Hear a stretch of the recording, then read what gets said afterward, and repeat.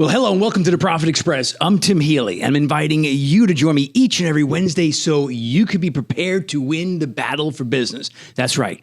Now listen, I know you're out there hustling, you're closing deals, you're making money, you're turning prospects into profits. So I have to make it worth your while.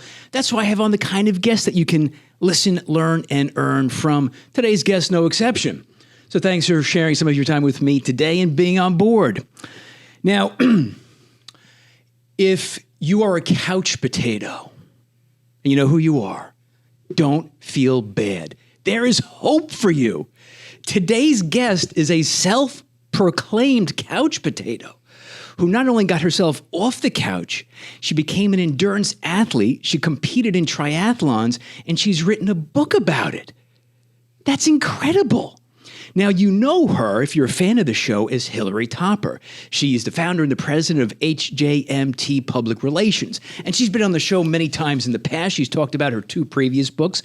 The first book, which was everything you ever want to know about social media but were afraid to ask.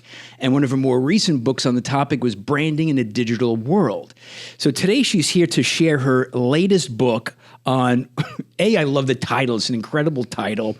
From Couch Potato to Endurance Athlete, a portrait of a non-athletic triathlete.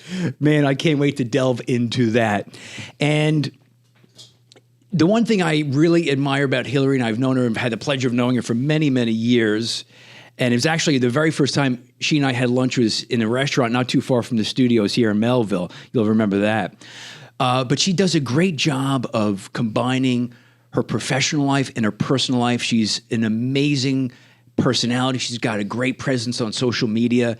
And she's written this book, again, From Couch Potato to Endurance Athlete, based off of a blog that she had in the works called A Triathlete's Diary that she kept for the past 10 years. So again, for all you couch potatoes out there, there's hope. And for our in-studio couch potato, Hilary Topper, it's great to have you back. How are you? Thank you so much for having me. And I say couch potato, not insulting, but as a term of endearment. So you are a self-proclaimed couch potato. Absolutely. I mean, I think that it's more that I was a workaholic. Okay. Yeah, that I knew about you. And that I just didn't do anything but work. That was all I did. And when I went home, I'd plop on the couch and watch TV. But, okay, so that's actually an important distinction to make because, like so many of the listeners of the show, they're business owners, they're executives, they're salespeople. They're working kind of crazy hours like you and I work. So it's almost inevitable that if you just did a 12-hour day and you get home, you have dinner, there ain't a whole lot of exercise going on. And so you have that evolution to the couch There's potato. A lot of wine going on. While on the couch, right. So it's certainly understandable, and a lot of us has been there. I think we've all been there at one point. But so let's go back because the book is based off of the blog, A Triathlete's Diary, that you started very early on. And that blog has had a 10-year, it's still going, right? It's still going strong. But the book is based on it. Okay. Let's take the listeners back. You're a workaholic, you have your own business, you're out there. There was a life moment, maybe a defining life moment just before you hit 50. What was that about? I just felt like I was just working really hard. I was hustling for business, trying to feed my staff. I had about 6 people who were earning pretty decent money. And I needed to keep hustling out there to get them fed.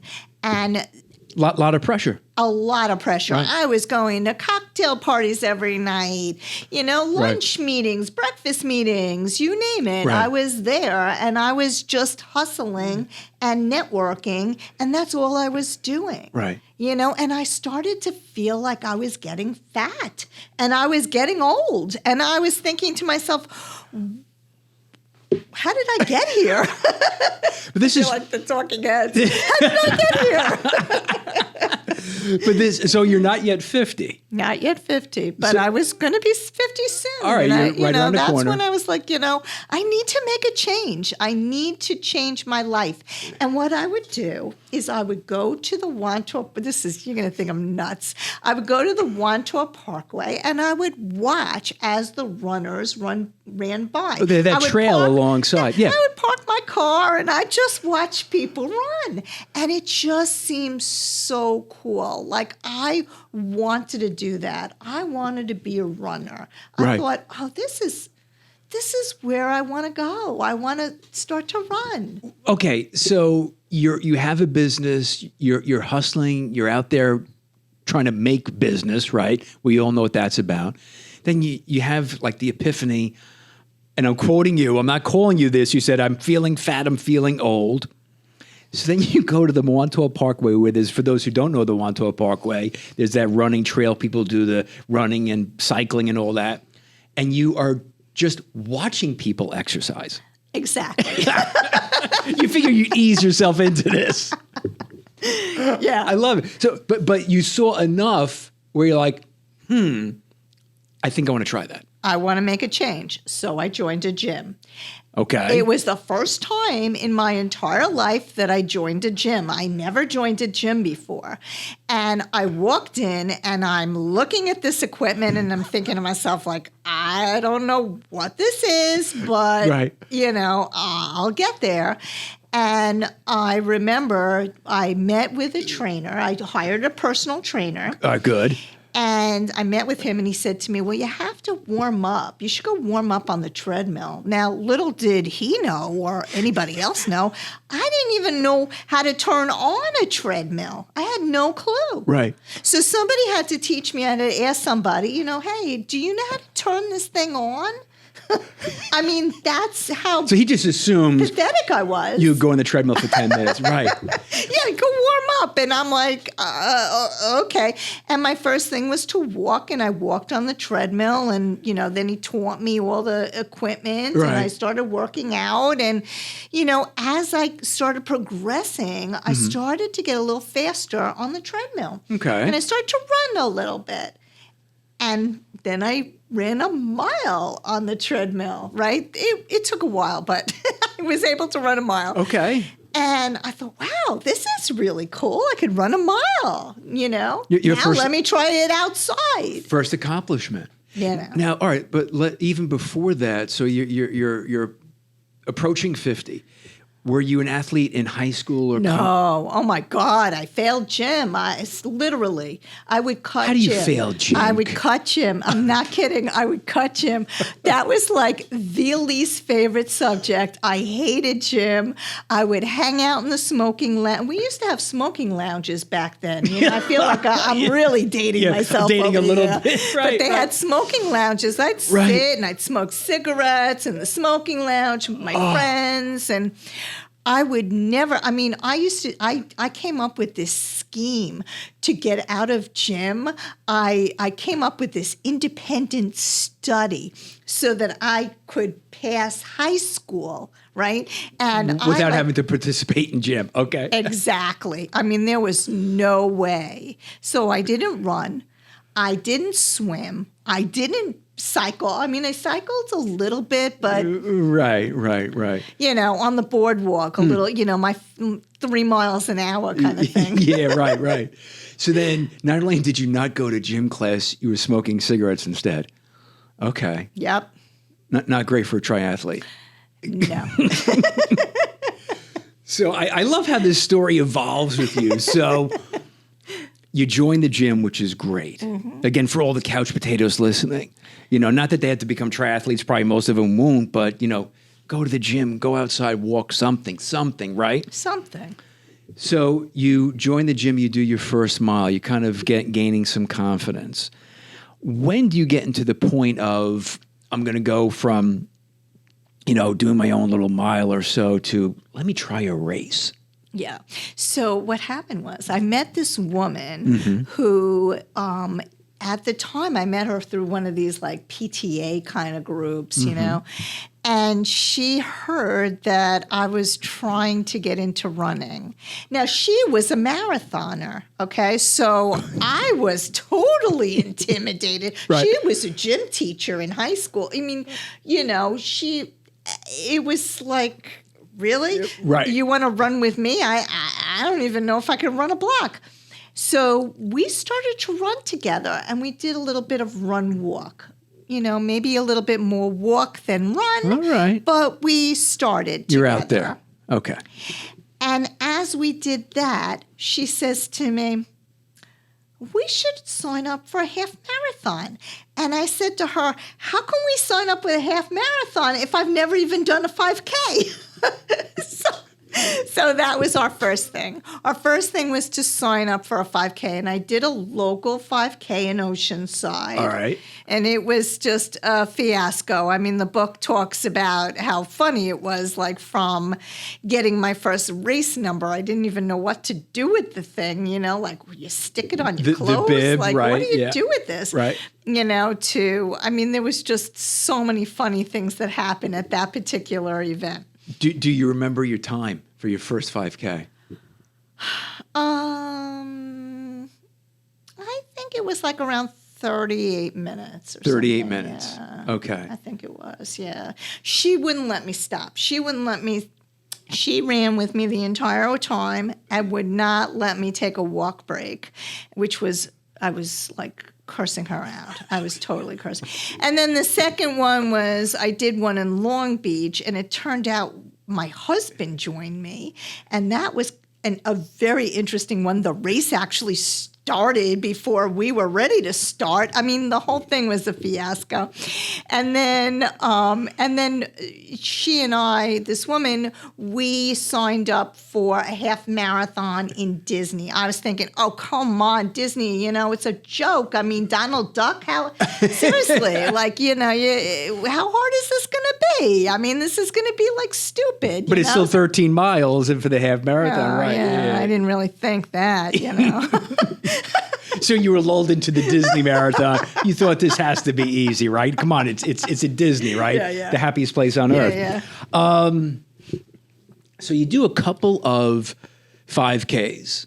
Again, for the couch potato. I only did one. I only did one 5K and one 10K. Oh, a 10K. Okay. Yeah, before I signed up for this, it turns out that I wasn't able to do it. We both got sick. We the plane got delayed. By the time we got to Disney, we get to the hotel. They don't have a room. I mean, it's like a whole thing. Fiasco. Yeah. It was a whole thing. And we end up not doing the race. So I never did that first half with her. But my husband, as a fluke, decides he's going to join. He's going to sign up for the New York City half marathon. And don't you know, he gets in. Now, he's not training. He doesn't know how to run. He's like, he just does this 10K with me, but he's not really. So he's not a runner. No, he was not. He was like me, a couch potato, like cutting gym in high. I mean, he was better than me. I can't say that because he actually is somewhat athletic. He's definitely, he played baseball, stuff like that, but. Okay. So a little bit better, but not in adult not life, more of the couch potato variety. So he decides to sign up. He gets into the New York City half. So now I do. Now so I'm like, both of you. I didn't. I had to do it with charity, so I signed up. To get in, right? Yeah, okay. Yeah. So that was that. And and the book takes you along to all these different races that I did, and every single race was an experience. I mean, they say, every race has a story. Boy, does every race have a story.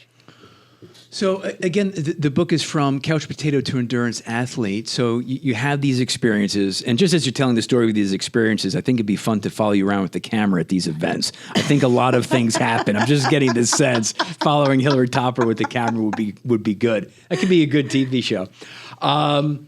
So one thing, let me kind of get off the book for a moment that I spoke about in the beginning. And you and I have spoken about it on previous shows that I've always admired about you. You were never afraid, because again, you're a business owner, public relations, right? Digital branding, et cetera. you've never been afraid to share who you are, your personality, the cowboy boots, all of that, obviously being a triathlete. And you've done a great job of kind of weaving it into business. And I gave you credit because I was always, sales performance coach, buttoned up, right? And I've been trying to do that. And, I follow you on Instagram. And what's your handle on Instagram? At Hilary Topper. At Hilary Topper. And you've got some great numbers of people following you there. But here's my point. What is the benefit for the business person to share their personality? That's how people connect. When you meet somebody, you want to have some type of a connection. Mm-hmm. And a lot of the business that I have today through my public relations business is through my journey through triathlon and running. That people I've met along the way, CEOs that like to run, CEOs that are Ironman, triathletes.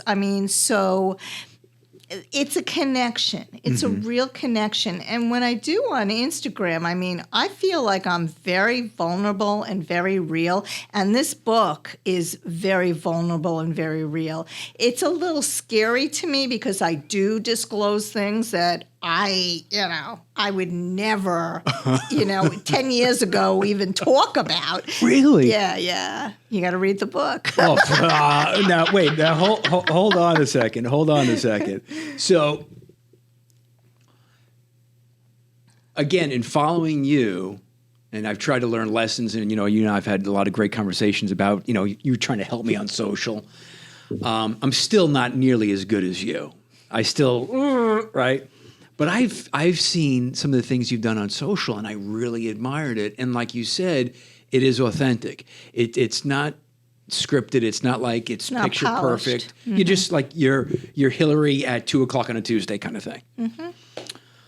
All right. So you've written the book. Again, I love the title, From Couch Potato to Endurance Athlete. And it's coming out on it'll be available for sale when? August 1st, but it is on pre-sale right now. Okay, so you can pre-order now. Yes. At where? Barnes & Noble. And Amazon. Okay. Or you could go to my publisher's, webpage, and it's Myra & Meyer Sports. Right. But you're better off just going to Barnes & Noble or Amazon, and it's on UK and USA sites. So now, you decided to be, in this book, more vulnerable, more open, more candid than you've ever been. Wait a second. I just want to blame somebody here. I blame Lisa Gordon because when she read this book... I'm a huge fan of Lisa. Stop. When she read this book, she says to me, "You've gone through such horrible things with these triathlons and running events. They all seem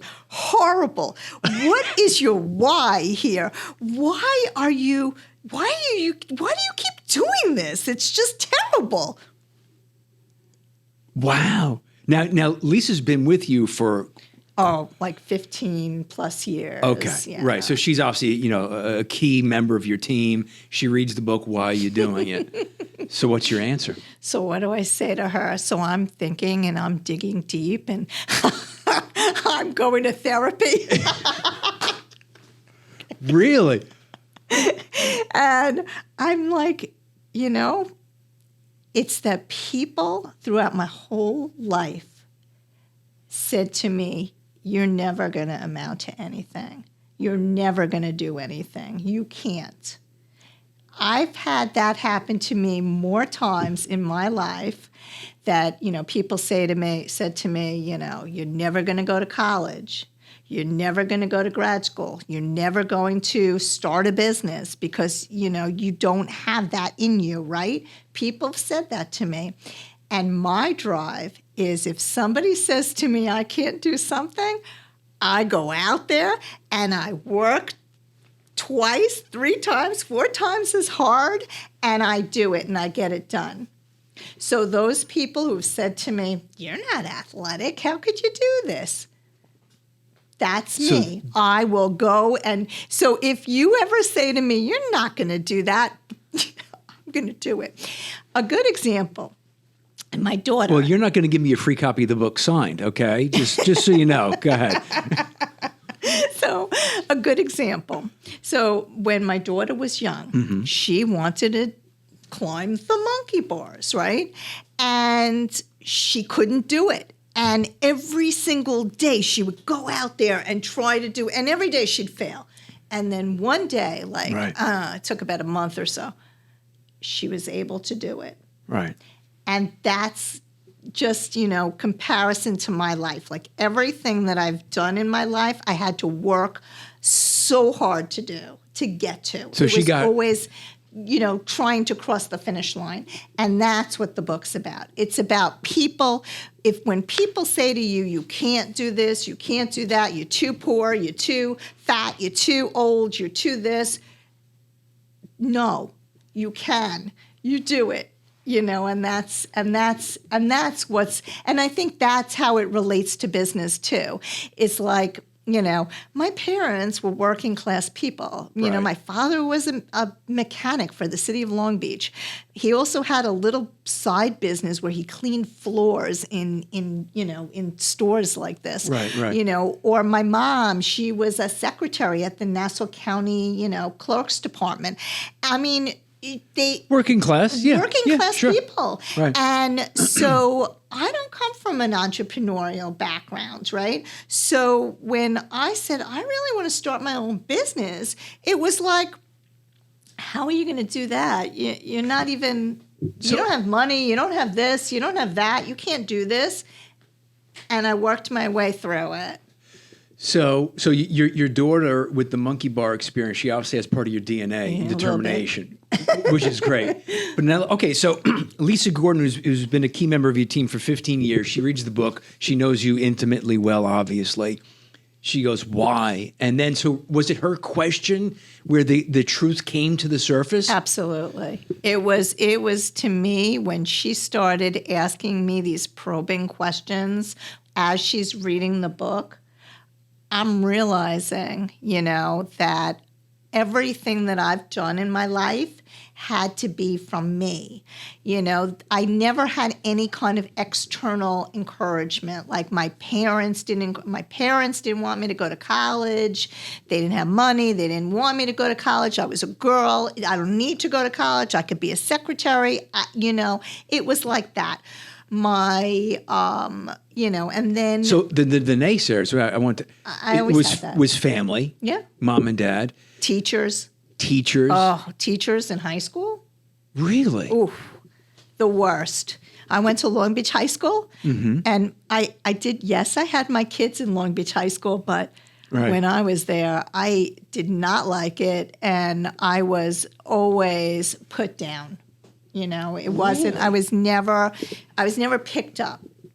That's why with me, like when I teach at Hofstra, I go the opposite direction. I always try to pick up my students, and make them feel good about themselves. Right. Because there's just way too many people who are saying negative things to you about, yourself and who you are. So that's what the book is really about. And it really digs deep about, into that whole thing, so there's so many different layers of it. And yeah. It's so it's clearly a book about your experience being a triathlete, obviously. But in a way, it's so much more than that. So much more than that. And that's why the book would appeal to anyone who's in business, who's, anyone. Because if you were ever brought down in your life by any person, a bully, or whatever, and it sticks with you. But it's often the people closest to us, like you said, your parents. Oh yeah. It could be a sibling, it could be an aunt and uncle. A teacher who's supposed to be uplifting, and they're quite the opposite. Absolutely. I can't stand that. By the way, those guidance counselors who Terrible. tell you, "Oh, you can't go to college." Yeah, they said that to You're not good enough. They said that to my wife. They said that to my. Oh, don't start me on that. So. And that's why I got my master's degree. Just to prove them. Oh, yeah. To all you idiots out there, to you. Let me show you. I have my master's as well. So you said, and you just started to share, a side of Hilary that 5 or 10 years ago you wouldn't have shared, right? No, never. Okay. What you got to give the listener, it's a tease for them to buy the book, obviously. What is give us one thing, maybe not the thing, but one thing that you shared in the book that you wouldn't have shared 10 years ago? That's a very hard question. I'd talk about, and without getting into the whole story, yeah, it's just a little. Right, okay. I do talk a little bit about. I had a bit of an abusive upbringing. Okay. And I do talk about that I would never normally talk about. Yeah. I also talk about how. This whole thing, I mean, my sister passed away about 4 years ago, and it was a horrible, horrible death that she had. She had an aneurysm and a stroke, and it was like one day she's fine, and the next day she's in a coma. And you were very close with your sister. Very close. We were best friends. Right. And she, so that whole story also unravels in the book, and you get to understand more about my background through that whole situation of her laying there for a month in a coma, and us having to make that terrible decision on whether or not she should live or die. It was just, the whole thing was horrible. You'll see a lot of, and you'll hear about my business. You'll see how my business went up to an amazing level of accomplishment and achievement, and then went down, and then went up, and then went down. And I talk a lot about that as well, so you get that sense, if you're a business person, to see that, when things are going so well, they can crash. Oh, yeah. They can crash. Right. And unfortunately, I experienced that a few times. As do so many business owners. There's always, we know how those graphs go. They go up and down. They rarely remain, Never. Right. So let's talk about for a second, because I think what makes your story so relatable, and then the book, which I know is going to be a great read, I had a little bit of a sneak peek into it, is that you're a regular person. It's not like you were, in the Olympics or a college athlete, but you're a regular person. Right. And in so being that regular person, you're talking to a lot of people. Okay. Now, whether they end up being the triathlete or they're a business owner or not. And again, that's an element of the book that I didn't know that I find fascinating, that you really chose to be vulnerable in this and tell some very, very interesting stories. So because I haven't written a book, right? I don't know the process. Did you decide to include those stories? Was it the publisher who encouraged you? What was the decision? Because you don't have to share those kinds of stories, obviously. No, you don't have to. I mean, it could have just been a book about my races and going from one race to the next. Because you had 10 years of a blog to write about, so you had plenty of material. And the thing that really spurred the whole book, I mean, there were two things actually. I've always had this book in my head, and I don't know, Dan Schaefer was probably one of my, motivators to do this, because he had said to me, well, just take, if you want to do a book about triathlon and business, just put stickies all over your, and one day I'm putting stickies all over my office, right? Dr. Dan, yeah. I love Dan, right? But that didn't work. What worked was when my SEO guy said to me, Hilary, you got so much content on this blog, A Triathlete's Diary. Right. He says, you got to remove some of this stuff. It's ridiculous. You got too much on here. So I start going back to 2009, 2010, 2011, and I'm pulling out all the stories. And as I'm pulling out all the stories, I'm putting it into a book. And the next thing I know, I have 300 pages. And I call up Lisa. I'm like, oh my God, I have a book here. This is my book. And then once that was done, then it was a series of Lisa reading it and my friend Madeline reading it and a couple of other people reading it, my sister-in-law Andrea. I mean, I wanted people who were not triathletes to read it. And as they were reading it, they were like, well, I don't understand. How did this happen? Where were you at? What was going on in your life during this period? And that's how it all evolved. Oh, Sorry. You're good. You're good. And that's how it all evolved. I talk with my hands. That's a lot. okay.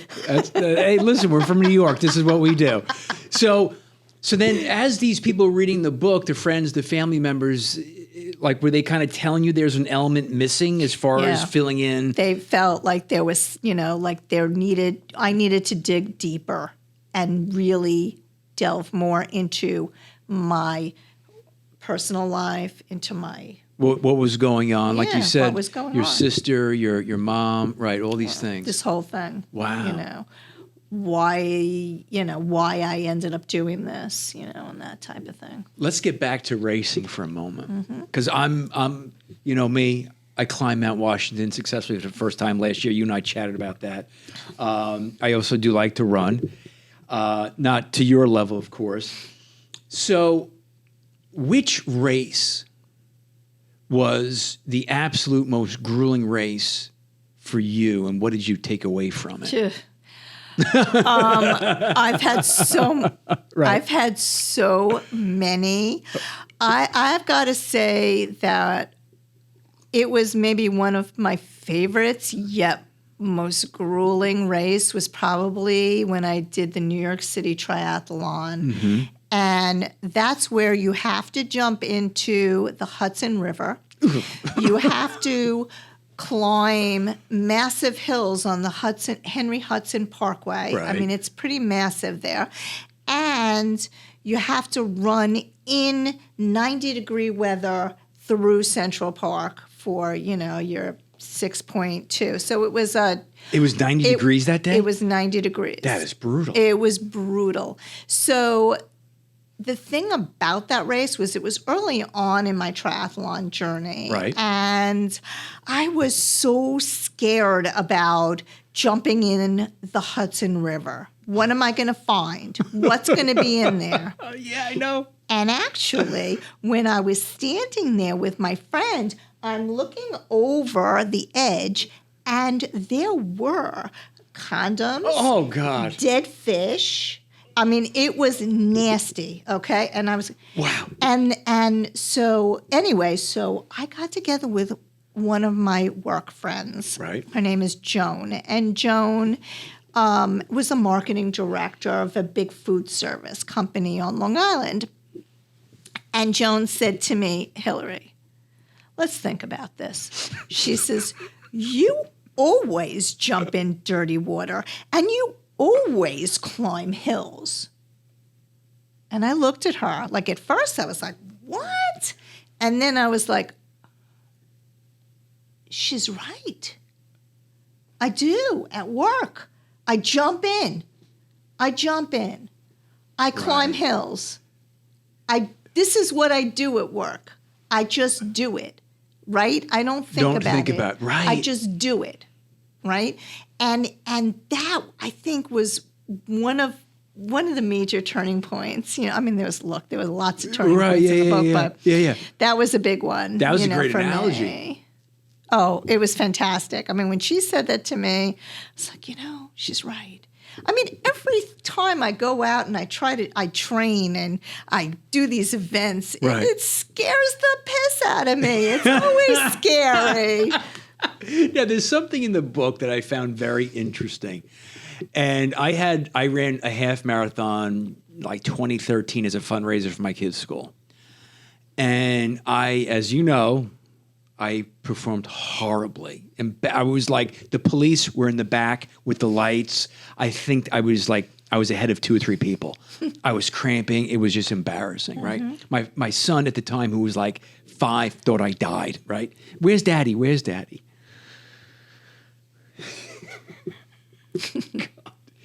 So let me, in the book you mention, it's a phrase. I think I have it right. People who race, who compete, they're called back of the packers. Mm-hmm. Who are those people? Well, I'm including in that group. That's a group of people who work out so hard, right? Yet they come in at the end of the pack. They come in last. Right. They come in after the water stops. They're already gone. People have already packed up and have gone home. Yeah. But these are people who go out there and make sure they get it done. They make sure that they cross that finish line no matter what.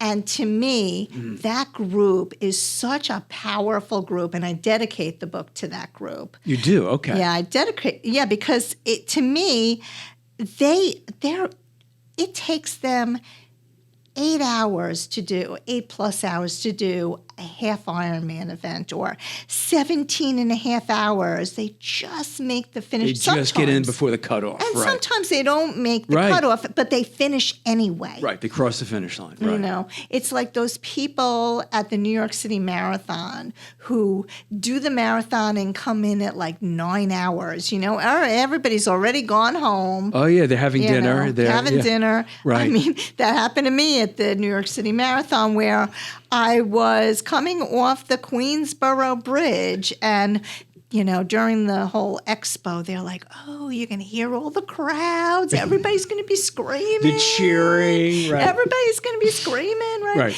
We come off the 59th Street Bridge, and there's like a lull. There's nobody was there. Where'd they go? A couple of people, but you know, nobody was there. There was, you know, the water stops. They stopped. The water stops. Oh God. They even take away the free little cups of water. Yeah, free stupid cups of water they take away. I mean, it's not. Or you know, we just did this race. This was another race that's in the book where about 6 or 7 of my running group, we decide we're going to do a 50-mile race. Right. It's a big Long Island race where they and we did a relay, and each one of us did 6 miles. You know, and you know, I really felt like, you know, I started off good, but, you know, eventually everybody kind of slowed down and whatever, and then we get the fastest people at the end. Well, the fastest people now experience this back of the packer thing, and by the time the last woman was coming in, everybody was going home from the party. They're shutting down the, you know, they're taking the finish line out. Right. You know, Terry's packing up. I mean, I'm like, Terry, please, you got to announce this winner. I mean, we've all been working so hard. And, you know, he was gracious, and he actually stayed around and you know, welcomed her in. But it was rough, you know, just knowing that everybody went home by the time we were finished, you know. So so the book comes like full circle here. It's totally. And again, it's with Hilary Topper, the book From Couch Potato to Endurance Athlete. It's a chronicle of a non-athletic triathlete. A portrait of a non-athletic triathlete. Which I love, by the way. That is classic. Excellent title and subtitle.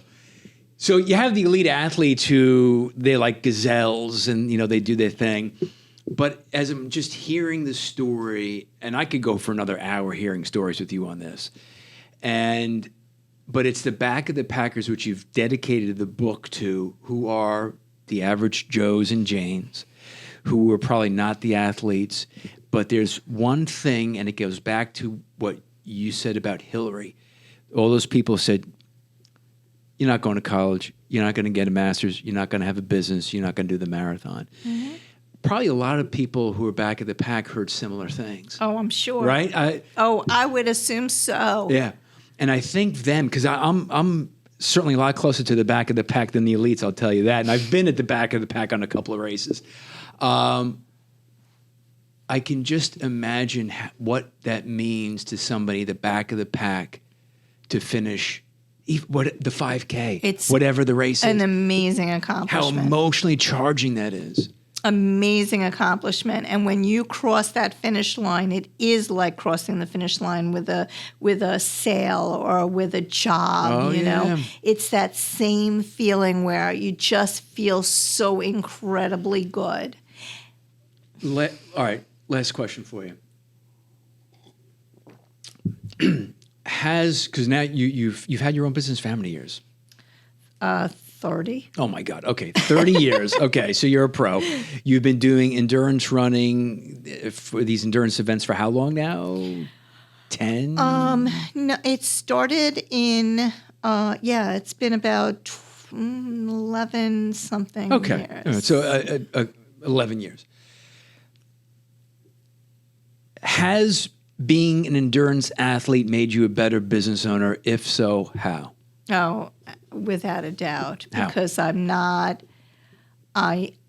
you need to focus when you're an endurance athlete. When you're swimming from Bayshore to Fire Island.